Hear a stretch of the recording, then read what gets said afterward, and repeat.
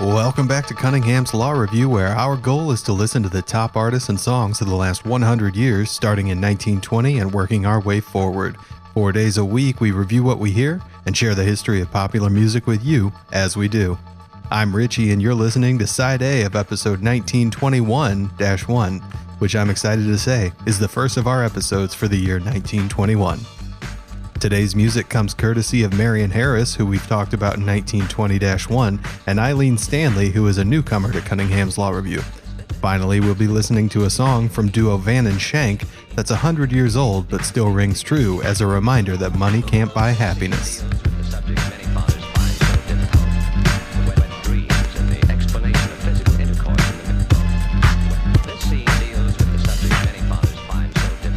So let's take a look at some of the new artists that we'll be hearing today for our first episode from 1921. Born in Chicago to English immigrants in 1893, Aileen Stanley's life was rough before she was even born. While her mother was pregnant, both Stanley's sister and father passed away suddenly from typhoid fever, leaving her mother to raise Aileen and her two brothers by herself, having only even been in the country for 6 years at that point. Aileen's real name was Maud Elsie Aileen Muggeridge, which she wisely changed to Aileen Stanley, taking the name from an act that she performed with her brother, Stanley and Aileen. By the 1920s, Stanley was performing on New York's vaudeville stages as well as in the cabaret scene. Today we'll be listening to one of her biggest hits, My Mammy. Though we haven't yet listened to anyone who's still living, Stanley is probably the closest, having lived to almost 90 years old and passing away in only 1982. That means she would have gotten to see Empire Strikes Back, but not Return of the Jedi, which is kind of a downer for her, but at least she did get to find out that Darth Vader is Luke's father. Spoiler alert. Our next group, Van and Schenk, were a duo comprised of Gus Van and Joe Schenk, born in 1886 and 1891 respectively.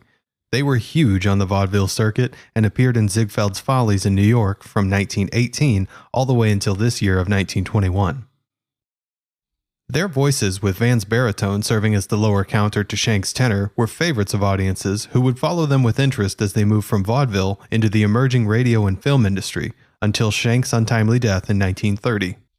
While Schenk's early death is a solemn note, it's important to mention something else upsetting. In one of our recent episodes, I thought we had reached peak bad nickname, with Ben Selvins' appellation, the Dean of Recorded Music. Unfortunately, I was wrong. We have hit a new bottom with musical duo Van and Schenk's nickname, the pennant-winning battery of Songland. Let's take just a second to shake our heads at that. Not only is this a terrible nickname since it references both firing at the audiences as well as using the very lame Songland, but it calls Van and Schenk a pennant-winning duo. And when you win the pennant, it doesn't mean you're the best. It means that you won your league. So they're saying that Van and Schenk would be good enough to go to the championship round of singing, but not claiming they could win. That is a really strange billing when you're trying to use it to sell tickets. And speaking of a third depressing thing, Marion Harris. Since Marion Harris is someone who we've already introduced in episode 1920-1, we don't really need to give her entire history here. However, here are 3 things to know about Marion Harris from our last review, and one thing specific to 1921. Marion Harris was one of the best-selling artists of the 1920s, and she has been called the Queen of the Blues, a title that we feel is undeserved when compared to even other blues artists of the same time period.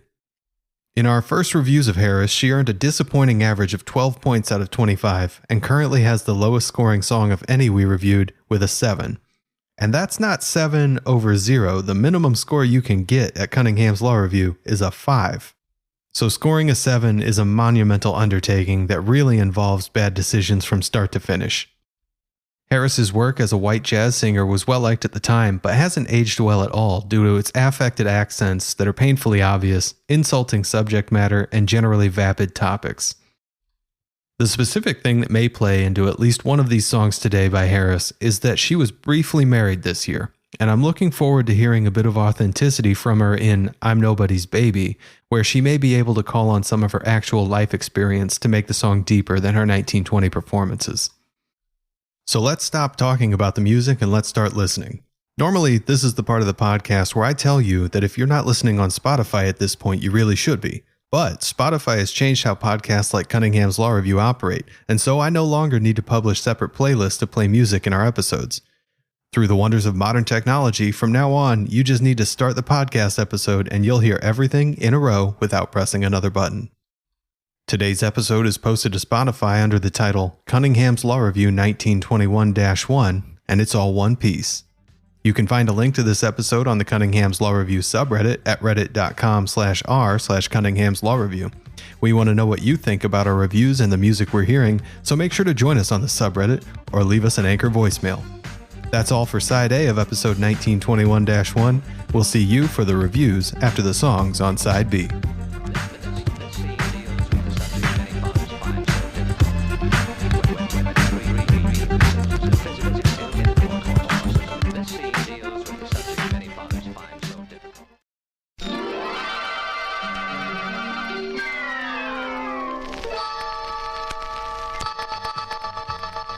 Welcome back to Cunningham's Law Review, episode 1921-1. You're now listening to the B-side of the podcast, where we review each of the songs in today's music and talk more about the impact that these songs had. If you'd like to join the conversation, the Cunningham's Law subreddit will have a dedicated post for this episode at reddit.com/r/CunninghamsLawReview. We'd also love to hear from you through an Anchor voicemail. I'm Richie, your host, and I hope you enjoyed the music or at least heard something new. Today's musicians, Aileen Stanley, Marion Harris, and duo Van and Schenk, all made their mark on the vaudeville stage, and some better than others. We start our reviews today talking about Aileen Stanley with My Man. What a disappointing start for Aileen Stanley, a singer who I was hoping would be a bright spot among Harris's usually middling offerings. But she starts off with an accent that makes you wonder what she, as the child of English-speaking immigrants from England who grew up in Chicago, was thinking. It would have been different if the accent was good, but Stanley's authenticity is called immediately into question by the weak attempt at an accent that I'm not even able to place, and she earns a 2. The musical innovation and complexity are as lacking as the authenticity, and while there are some clever rhymes, the song doesn't gain or keep steam in an effort to sing about a great guy that Stanley is planning to hold on to. The musical innovation and complexity are as lacking as the authenticity, and while there are some clever rhymes, the song doesn't gain or keep steam in its effort to sing about a great guy that Stanley is planning to hold on to. For a very weak start to 1921, Aileen Stanley's My Man receives a 10 out of 25 points. In case you were thinking, oh, I've never listened to Aileen Stanley, maybe that's just how she sings and Richie's being too hard on her. The accent is completely gone for My Mammy and the remaining songs, so it was really just put on for My Man. In My Mammy, the perspective is interestingly reversed from the song title and sung from the standpoint of a mother warning her daughter that the daughter will miss her when she leaves home, and that the daughter will call out for My Mammy when she's away.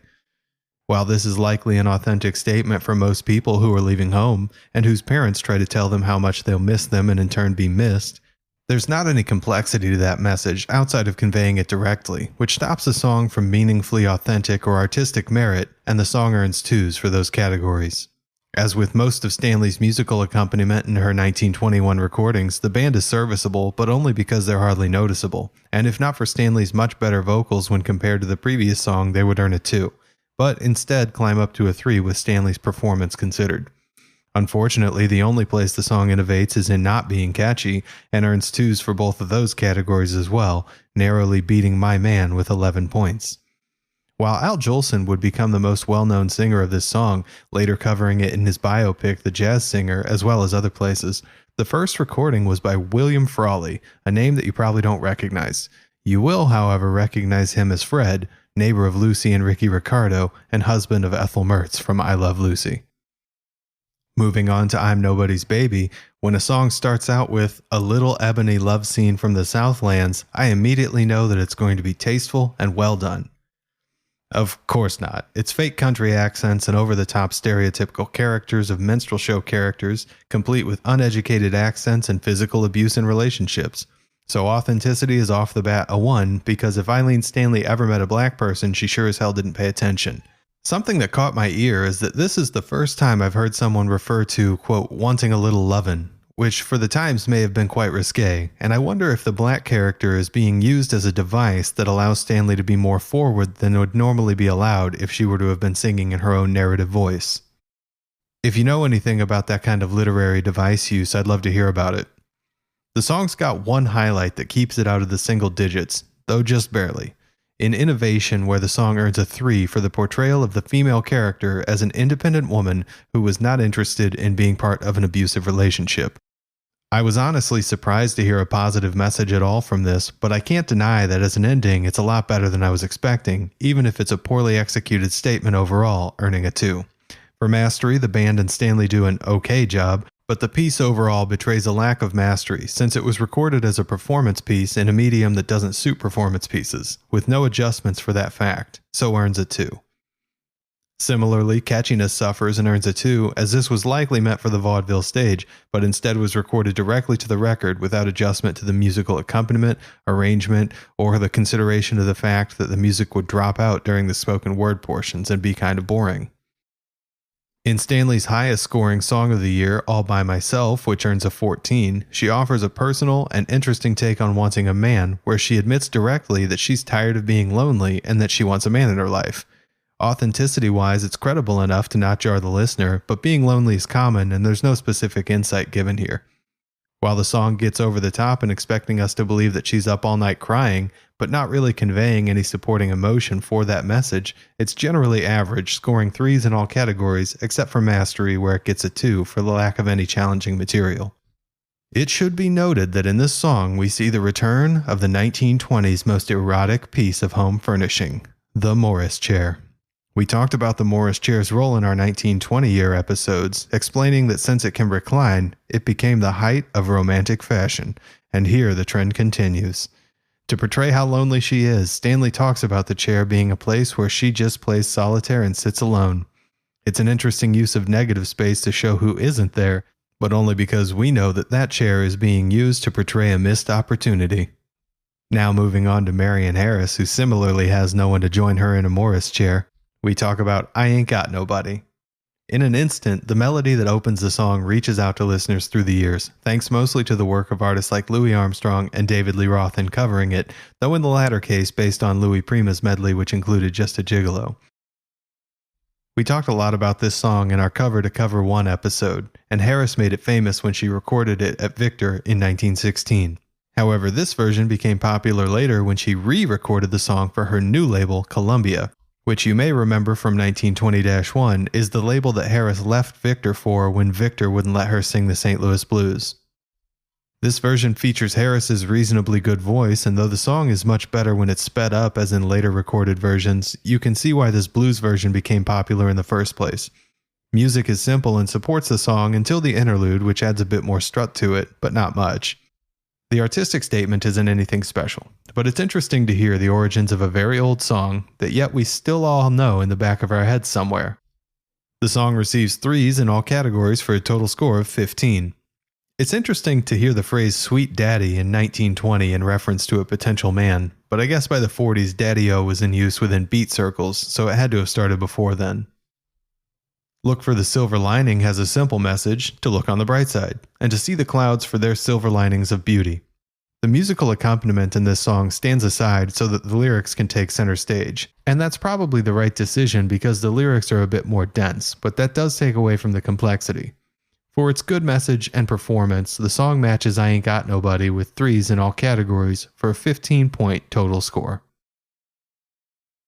I'll be honest, I have been waiting to see why Marion Harris had any sort of reputation like she did, and I think this song, I'm a Jazz Vampire, starts to reveal her ability to stand on her own and become a celebrity that outmatches her overall performances.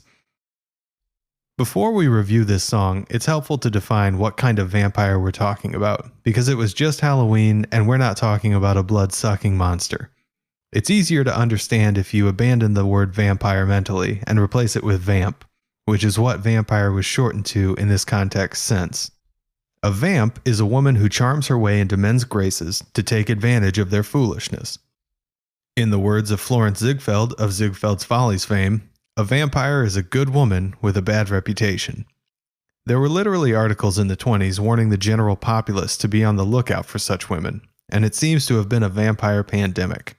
While we're on the subject, I haven't been able to confirm that Marion Harris is not a blood-sucking monster, so the rumors there are unconfirmed, but also undenied.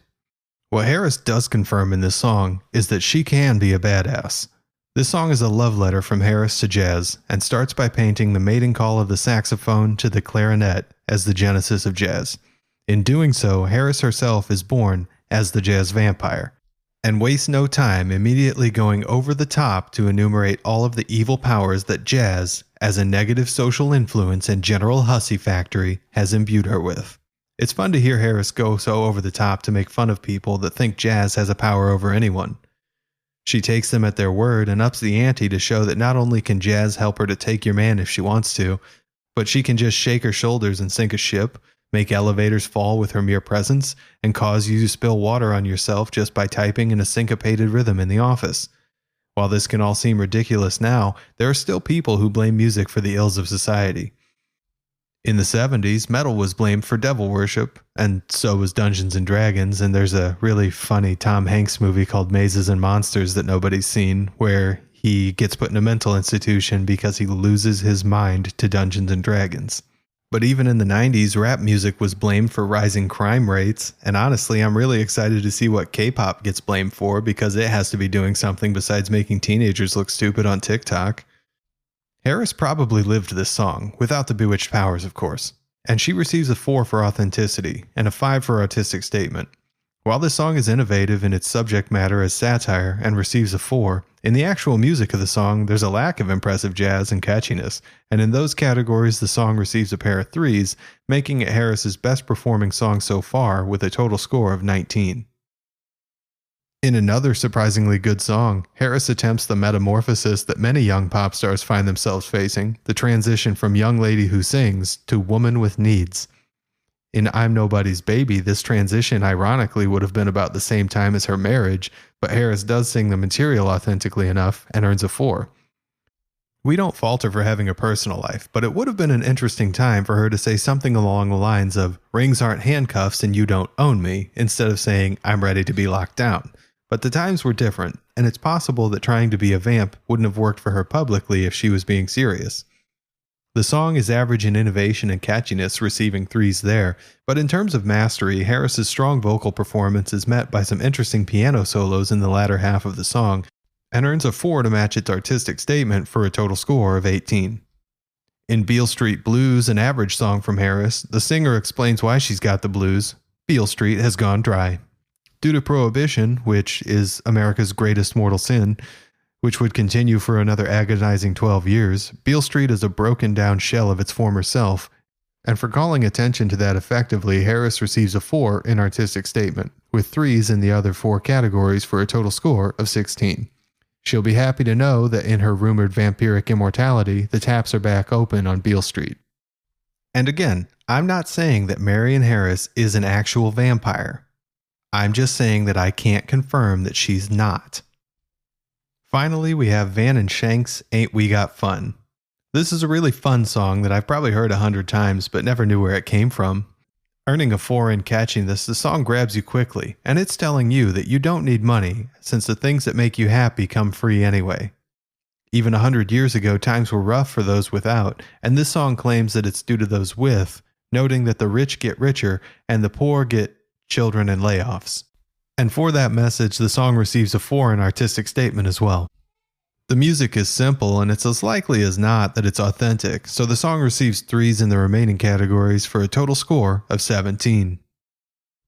That is all for today's episode, and I think there were 3 surprises from the listening. Aileen Stanley was a bit of a letdown, receiving an average of 11.25 for her 1921 work, but Marion Harris made major strides and improved from her 1920 score of 12, almost 5 points, to an average score of 16.6 for 1921. With Van and Schenk surprising us with what would be a classic bound for the public domain of knowledge, our first episode of 1921 has put us on a good start for the remainder of the year. We want to know what you think, whether or not you agree with us, because Cunningham's Law states that the best way to learn something on the internet isn't to ask a question, but to post the wrong answer somewhere.